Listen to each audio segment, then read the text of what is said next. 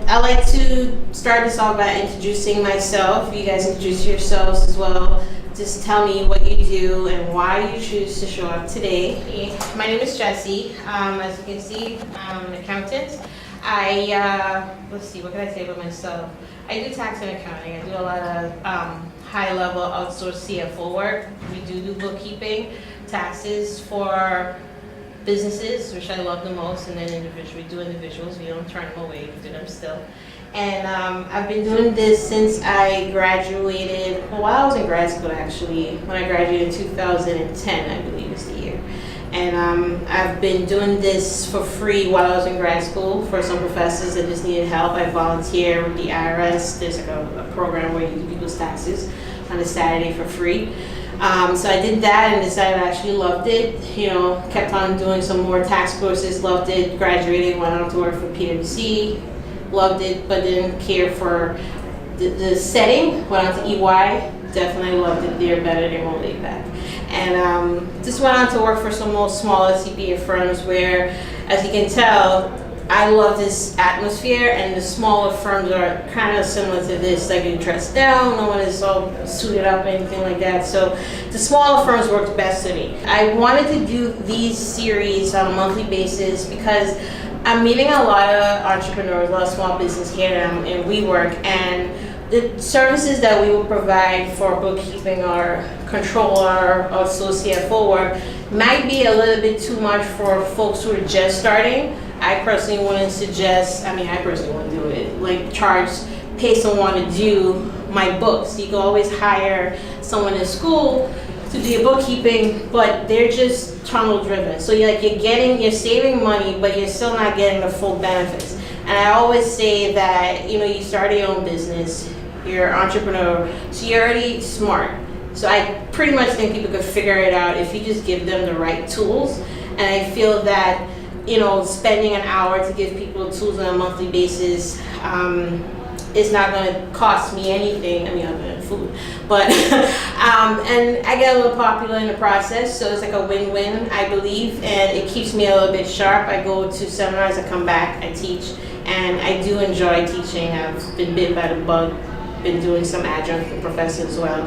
So that's the reason why I wanted to do this. I just want to empower my teammates, but we call it our community members, to feel more empowered to talk about their books and use certain words. Like if I say balance sheet, like someone, as a business owner, you should know what a balance sheet is.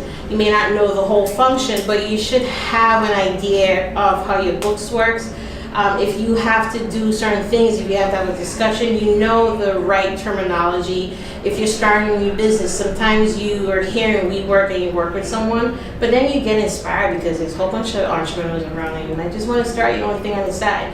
You might want to know how to do certain things. So I'll open the floor. I'll start with you since you're the only one that I know personally here. Tell me your name, what you do, and why you decided to come. My name is Richie Toretti. I'm the director at Quadranet, and I have some basic accounting. I've been in business for over 20 years, 25 years about. And I used to, as I mentioned before to you, I used to be an accountant. So I'm well versed in the accounting aspect of it, but the taxes are critical. Right now there's so many changes in taxes, it's impossible to keep up with them. Yeah. And especially with the tax changes for business owners, there's a big difference on how it was last year to this year. So even my accountant tells me, Richie, I don't know everything yet. By the end of the year, we'll figure it out and we'll make sure it's filed correctly. Right. So we'll go this way. Yeah. Hi, I'm Kathy. I'm an engineer, but I also just purchased my first property and created an LLC. So I'm interested in just Congratulations. learning. That's all right. Got it. My name is Kelly. I currently work at a startup, and I'm close to that formation of it all.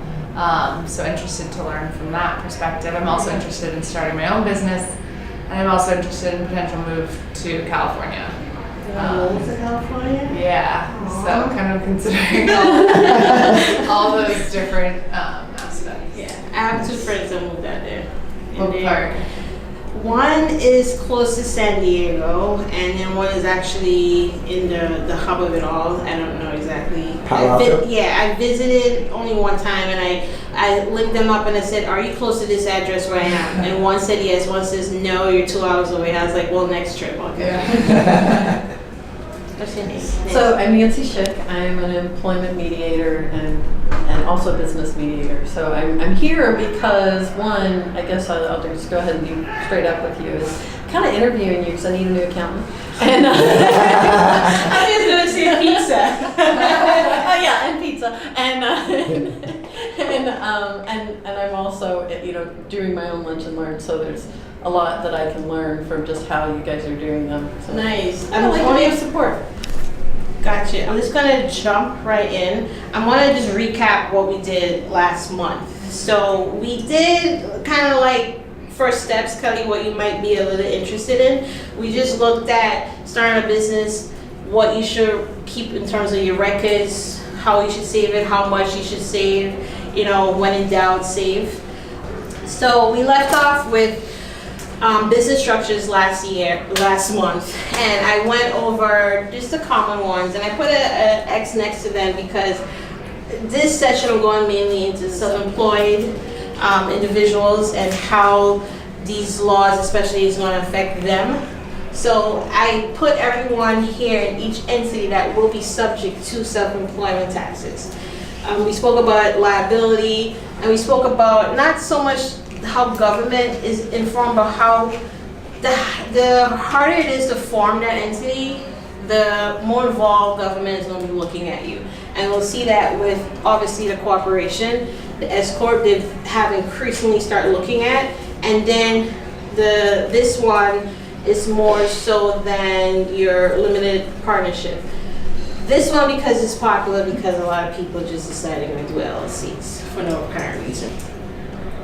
Okay, so you're self-employed. Who is considered self-employed? If you are a sole proprietor, even if you babysit someone, you know that you get like a child credit for daycare. So if you have a kid, you pay for daycare, you can deduct that. There's limitations, obviously. If your grandma watches a kid and you pay her, you should be reporting that if you want the deduction. But sometimes people who are babysitters, they're not thinking that they're self-employed at that point and they're subject to self-employment tax. So on one side, you go put in that deduction for the child care credit, and then ours is looking for the flip side of it because you must have your social security number to get the credit. And then now, grandma is like 70 and she owes taxes, which really sucks. I've seen that and I almost want to cry. So if you're a sole proprietorship, you didn't set up anything, you're a single member LLC, one person LLC, which is also disregarded for tax purposes. So you don't file, what that means is that you don't file a tax return. You file a schedule with your personal tax return. Those who are partners in partnerships, also those who are members of an LLC, or if you have more than one. And if your employee is lazy and they don't want to do a W-2, you will get a 1099 and you are subject to self-employment tax. And then we're going to talk about obviously estimated taxes, and we're going to touch a little bit off script off your self-employment tax. I'll go into that first actually. So as you know, when you withhold it, when you're an employee, who've been an employee before or now currently? Do we have anyone that's self-employed here? Okay, so you've been, all right. So you get your W-2, taxes is taken off, you're good to go. What happens with the federal side, your boss pays the first half and you pay the other half. When you're self-employed, you're responsible for the whole thing. And that's what hits a lot of people when they structure themselves as a sole proprietorship, a partnership, LLC, and if they get a 1099. So you get hit with that other half. The good news is that you get a deduction for half of it, but that surprise of it, a lot of people don't know. You have your regular taxes and then you have the self-employment taxes. So you get hit with that, and it's always a big cry come tax season. So it's always good to plan. We'll talk about that later. To tax plan, and also with the new laws, planning is going to be like a priority for the next couple of years. So when it comes to estimated taxes, the government says you must pay as you go. You're an entrepreneur, sometimes you might have a good month, next month it sucks. So what they're asking you to do is file your quarterly estimated taxes on time and pay in equal payments. If you sometimes don't pay in equal payments, you could get a penalty for it. But again, the IRS, the jurisdictions, they know that sometimes you have a good month, sometimes you don't. You could get it waived if you check a box or something like that. It possibly could happen. But the goal here is to avoid those taxes, and you can do that by my favorite, tax planning. If you owe less than $1,000, you don't get hit with any penalties. If you, especially these two in the bottom, if you pay at least 90% of what your tax that you owe in the current year, they'll leave you alone. So if you did your taxes and you realize, oh shoot, I owe $2,000, but when they look at the big picture, that $2,000 is about 10% or less than the rest of the big picture. So for instance, if I owed $100 and for a whole year I've been paying, let's say $95, I'm within my 90%, so I'm not gonna get a fee. Don't matter how much, so whatever I owe, I'm not gonna get interest, I'm not gonna get penalties, I just have to pay it once I do my tax returns. This one is where tax plan comes in. Sure, if you look at last year, and you know last year your tax liability, after your credits and all that stuff, you owed $100, say $100. If you made way more in the next year, but you only paid in 4 equal payments what your tax bill was last year, you're good to go. So if you only owed $100 and now you do your tax returns and you owe thousands, the IRS doesn't care. You did your due diligence, you looked at last year, you can only go from last year. That's what they're looking at. It's called a safe harbor rule. You're within that harbor, so they said, okay, fine, with penalties, with interest, as long as you pay when the tax time is due, and that's that. You can always set up a payment plan, but there will be future interest on that. It's just that if when you do your taxes and you fall outside these range, the interest starts from the prior year. So when I do my taxes April 15 or 18, whatever year date it falls on, next year, that interest would start calculating from last year. They want to say, okay, fine, you should have paid quality taxes back on, April 15. We're going to start calculating that, and you keep doing it for that year prior.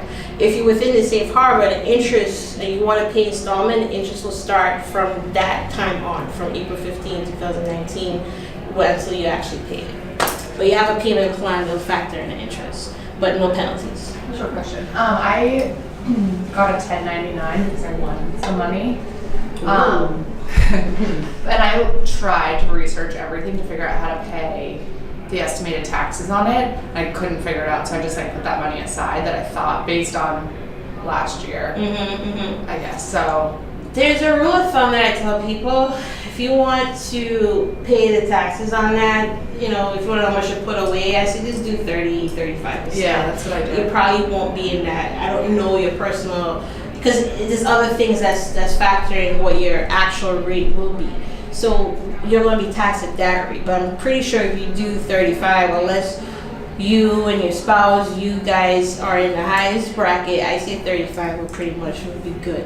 And then do I submit that with my taxes next year? 100%, yes. Because it was telling me to do it quarterly.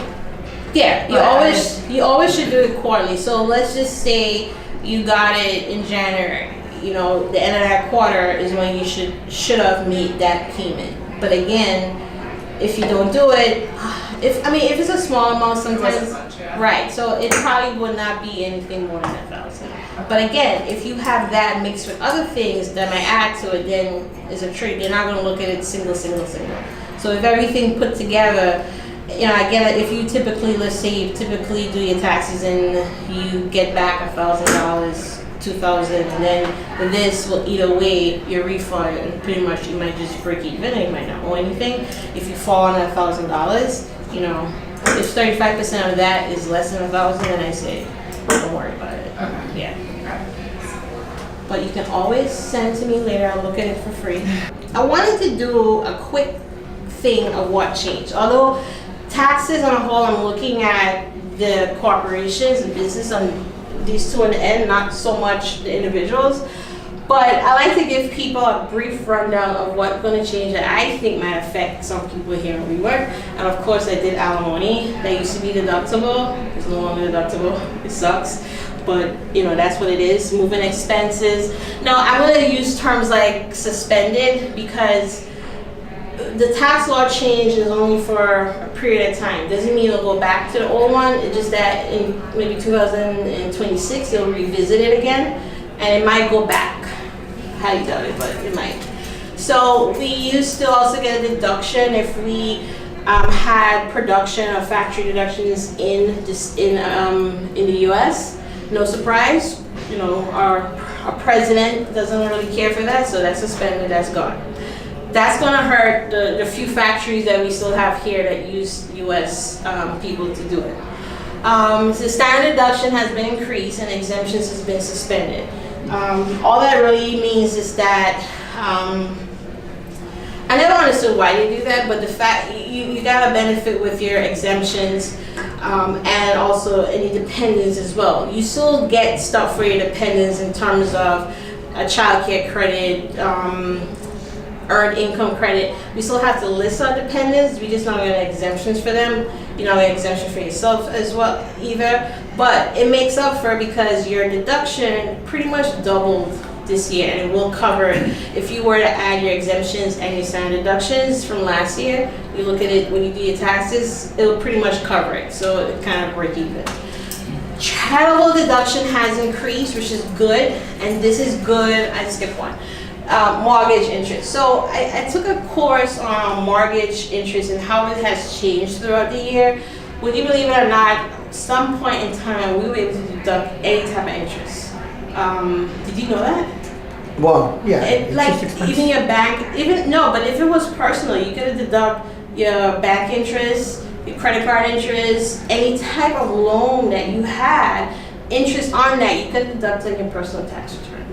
Then they did away with that. They just kept it to, you know, what interest? Just they kept it basically now to mortgage interest. And if you have an equity loan and what's the other type of mortgage or acquisition loan? So these are the two loans. So now the deduction, deduction for the loan has increased in numbers, and it also decreased in that you can no longer take out equity out of your home and put in your pocket. If you take out a loan for your home, it has to be on your primary and secondary home, and it has to be to develop the home. It has to be major repairs, not to just paint. Although paint could be argued if you have lead, then that's a huge repair. But if you're adding a new wing or you're fixing stairs or something like that, like a major repair or an addition to your home, if that was the money was used for, then it's deductible. If you want to take some, and if you took some out, you paid for the home, and then you say, oh, let's pay off some credit cards, the portion, which is going to be annoying for taxpayers, for tax preparers to do, the portion that you use in your pocket to clear bills, that portion, that interest, will not be deductible. So that's what has changed, and that's what got everybody up in a ride when the tax came out. And I think it used to be $1 million or something like that. Now it's like $750,000 in loans, and then the interest for that, once it's under that, you can take it. I never saw the panic in that because I do not plan on taking out a loan for over $750 for a mortgage. So I guess it's the very, very rich is going to be hurt by that.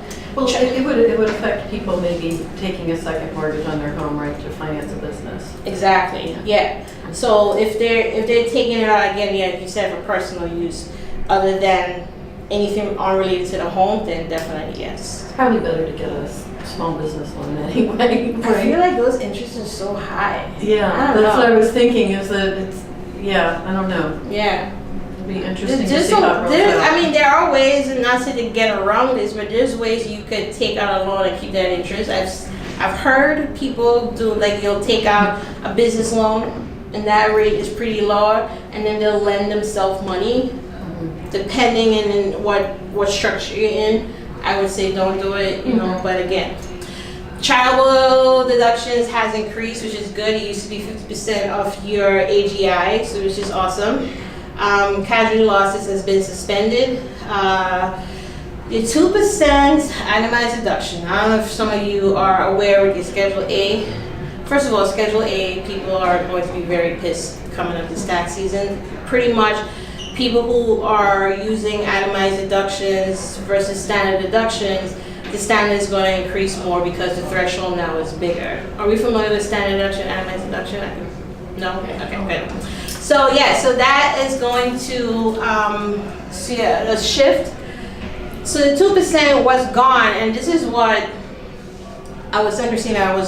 Didn't feel I was 100% prepared for this as I was the last time, because I wanted to talk to you guys about your home office deduction. We used to be able to take that deduction, and when you take that deduction and you take it in the bottom where is a 2% itemized deduction, which is now gone.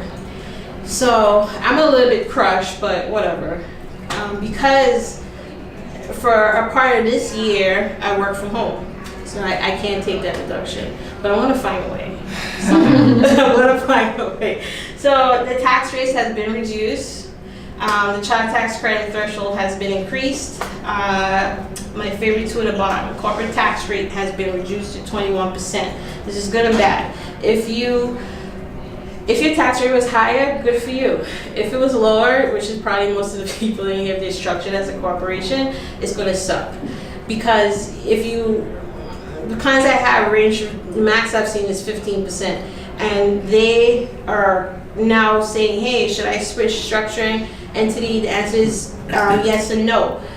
If you switch over to an S Corp, you got to do an analysis to see if that makes sense. I'm doing currently right now 3 analysis to see if people should change from this way to that way.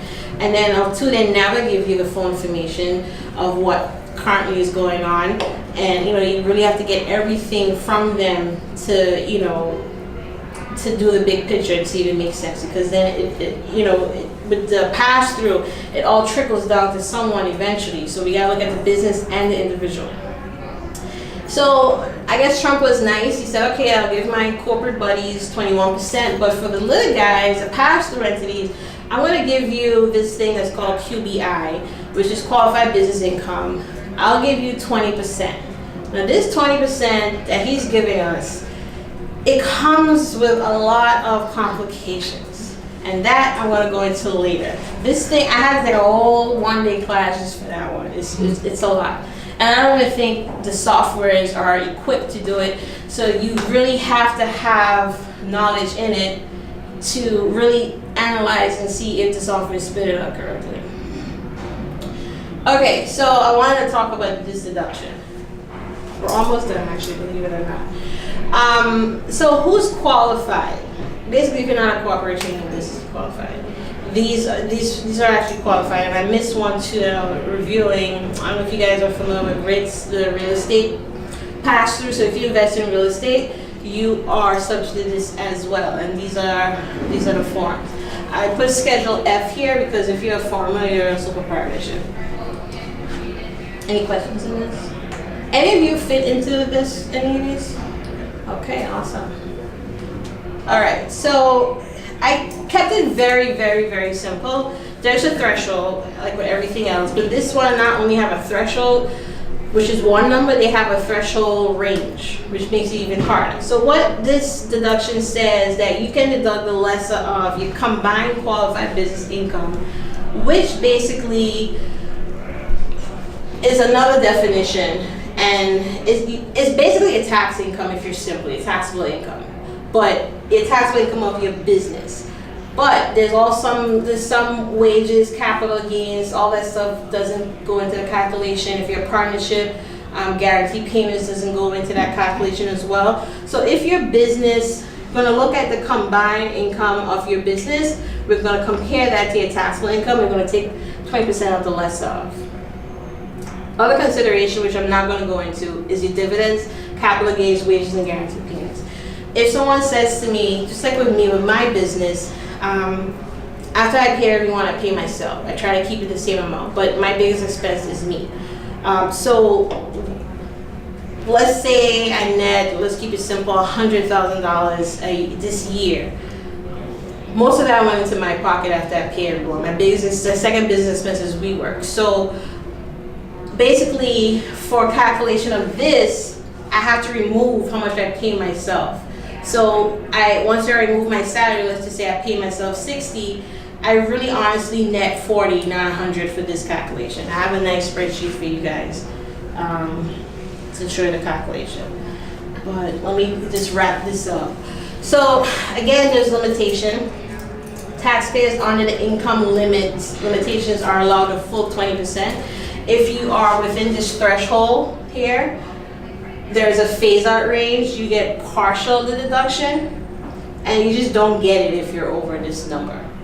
So if this number is the personal side, so like if you are a pass-through entity, the entity level for the most part doesn't get taxed. You may have some state filing fees, but you don't get taxed at a partnership level, S corp level. You don't get taxed as a sole proprietorship doesn't have a return. So you'll get a K1 and it'll trickle down to you. You do your personal tax return, and they'll look to see if you're married filing joint. If you are below this number, then you get the full 20%. If you are within this range, there's a very, very complicated calculation to come up with what your deduction is, and it's reduced. For all others, if you're single, this is your range. So let's kind of look at this one, depending on if you're single or not. I think I'll go back to this. Okay. So this is a calculation. I spent countless hours going through this. 600 times, I swear. So this dude is this guy. For the first scenario, 1, 2, 3, he's married, filing jointly. He has a sole proprietorship. His business income is $100,000, and when he got to his tax return, this is how much his taxable income is. I put here his taxable income is below this amount, because if you remember, that's the threshold for him being married. So he's under this amount, which is good for him. So what happens is now we're going to compare the amount of his taxable income to his QBI. His QBI is his business net profit. So I took 20% of both of these. Let me double check if that's what I did. Yeah, I took 20%. You can see up here. I took 20% of each of these, and then I'm comparing which one is the lesser of. And then I said, okay, let's put a beautiful formula here. Give me the minimum of these two, and he's going to be able to take $20,000 on his personal tax return as a deduction. Awesome. I would love to be this guy. So let's look.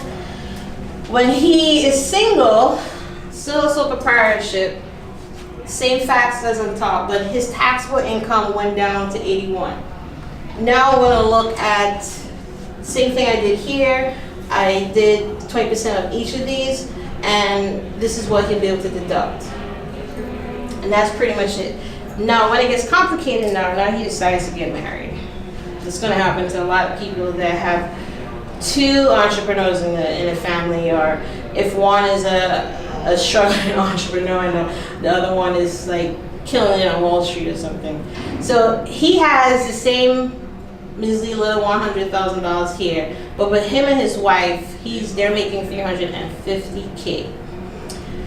So I can't really compare. What this is saying is that this is his taxable income. What the law says is to take your taxable income that I'm doing there, the $350K, I'm going to back out the $315, which is his threshold right here. I'm going to back that out, and I'm left with this amount. What I'm going to do with that now, I'm going to divide this by 100. By $100,000, which is his net, which is his profit. I'm going to divide it by that. Now, I don't know why this calculation is the way it is. That's just the way it is. It's kind of like MTA taxes. No one really knows about it, but as long as you know what the calculations are for and why you're doing it, you'll be, in a good space. So this is how they vote you out. Huh? Until we vote you out. There you go.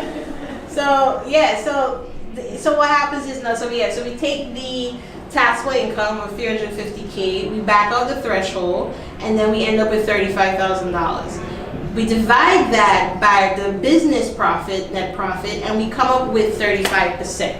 So $1 minus 35% is really 65%. So what basically is happening, I named him Angel, he loses 35% of his QBI that he would have had by himself. So it's the same facts here. This is still, if he did his tax returns by himself over here, this is what he would bring in, but with his wife, he's bringing 350K. So he's losing 35% of his QBI as a result. So I took that loss of 35% from this number. And that's how it gets tricky. But if you are below the threshold, this is my formula here. So I just took this of that, what he would have gotten, and that would be that. And he's allowed to deduct only $10,000. But again, and this is why sometimes too it might be good to file separate if you're married. If you don't know what your spouse is doing business-wise, sometimes it's good to file separately. If you know also for a fact that your husband is doing something and your wife is doing something, you should file separately. But if you end up filing because obviously you may not have a say, or you just don't want to disrupt the happy home, you could get a waiver or like an innocent spouse type deal with the IRS. So that is it in a nutshell. I honestly only have maybe 5 individuals who will fall into this category, and probably only 2 that is above, so I don't even have to bother. He's just not going to get it at all. That's just it. So it gets pretty tricky, but I think 20% is good. But in coming up with this number, I have to add back in wages in here. So if I say, hey, profit was 200, I have to add back in my salary and then start over, because obviously the bigger the profit, the net profit, the bigger the deduction. So it means add that back, and any wages, if your partnership guarantee payments, you add that bit back in. That does not go into the calculation. Any questions? Okay, so that is pretty much the gist of it. It's just that I'm a big advocate, and I've always been for tax planning. I've always been an advocate for tax planning. Only because, and people think of when you do your tax returns, the software spits out your quarterly taxes for you, and you kind of know what you should pay. They just spits it out based on, they take 100% of the taxes that you paid that year and divide it by 4. They don't think much about it, right? But you have to sit down and do an analysis, because things change. You may buy a home, you may new laws for sure. You may start a business. You may move from a W-2 to 1099. Someone might retire this year. So there's a lot of things that goes into play, and doing an analysis of your entire financial situation even gives you a better picture of what's going on. And you won't have any surprises when tax time comes unless something wasn't factored in. So it ensures tax efficiency, and it gets you ready for the tax reforms. If you're doing it now, obviously it's not going to help you for this tax season that's coming up. If you do it now, it helps you for the 2019 tax year, and 2020, you will not have any surprises. So if you end up seeing that, you do this analysis, you see that you end up owing, you'll see whatever, you can then probably say, hey, let me increase some retirement stuff. If you have a 401k, if you're self-employed, take out self-employment retirement stuff. Let's lower your tax liability. There's a lot of things that you can do. Now that charity, the limitation of charity has been increased, you can give more in charity. And then choosing the right structure. Sometimes people just restructure to save on taxes, and that's happening a lot. Some people are saying, you know what, I had a pretty high corporate tax rate, I'm going to stay at the 21%. There's some people who are in an S corporation and they're not subject to self-employment. They're not subject to self-employment tax. but they're saying, hey, based on my S corp, I'm getting a K1. I put it on my tax return. I'm still pretty much high in my personal tax rate. So maybe if I switch to a corporation, I'll pay my 20%, which is lower than what I've been paying, and I'll be good. So people are looking at both areas. However, you still gotta do the analysis because, as you know, you'll pay your 20%, and then to take that money out is another probably maybe 20% that you'll pay on that. And then, so you have to factor that in, and then there's your personal taxes that you pay as well. So it may seem like a good idea, but then you have to do a complete analysis of the entire picture to see if you really will save in taxes. And that is all. If you have any questions, I'll be happy to stay back and chit chat with you. We can eat, have pizza. What are the limitations on mortgage interest and real estate taxes? The taxes are still the same. Like you can still deduct your taxes if you have sales tax, if you have. No, real estate taxes. So I was told that real estate taxes are significantly reduced.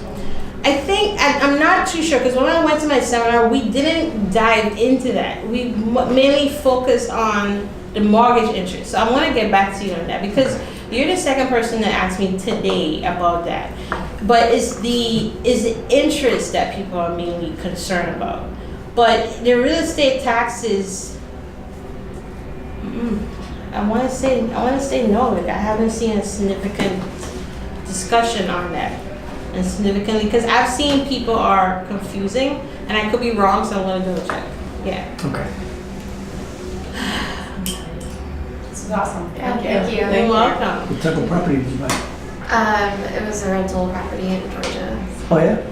Nice. In Georgia. Yeah, What, that's really building? awesome. I'm sorry? Apartment building or? No, just a single family. The next step is the building. I have a quick question for you guys. Is there, if you choose to come for the future monthly ones we're having, would you be interested in any particular topics or anything like that off the top of your head? You can send it to me later if you would want anything. The last month, I had two ladies who was pretty excited to learn more about debits and credits. Excuse me, I didn't think anyone was. So I just wanted to touch the basics on accounting, touch the basics on taxes, especially for self-employed individuals, and then more going on honing more on particular topics. Like a lot of us might use QuickBooks at work or may help out our boss with QuickBooks. So that's something I might do along with that, and just talking about the financial statements that some people that don't even know what, if believe it or not, I had a client that didn't know what a profit and loss statement was. So it's just knowing those buzzwords. I feel like I didn't know that people are not aware of certain things, so I might do a class like that. But if you have anything you want to throw out there, I think if you have an interest in it, some people will have an interest in it. So let me know. I'd love to hear more about the 1031 exchange if you can. Yes, you know what? I think I want to do that because, like you meant, the like exchanges has been reduced a lot, but they're still keeping it with with real estate. They're still keeping that, but in terms of if people did cars and stuff like that, it's no longer. So there's a lot of literature on that I have. I do have that, but I do a lot in the real estate world. More so for property management owners. This will sound like what you might be. They don't do a lot of exchanges. I do a lot of developers who are working with the city, and the city used to be one point the largest, one of the biggest landlords, and then they literally reading the history, was giving away property because they're not in the market to do rental. So they give away the property, and these people with substantial income, they'll reinvest in the property, develop it, and then rent it back to the city. So I don't deal a lot of exchanges in that sense. It's just that people exchange cars and stuff like that. That's no longer. But there's a little bit of a limit now on the properties for real estate. Yeah. Any other questions?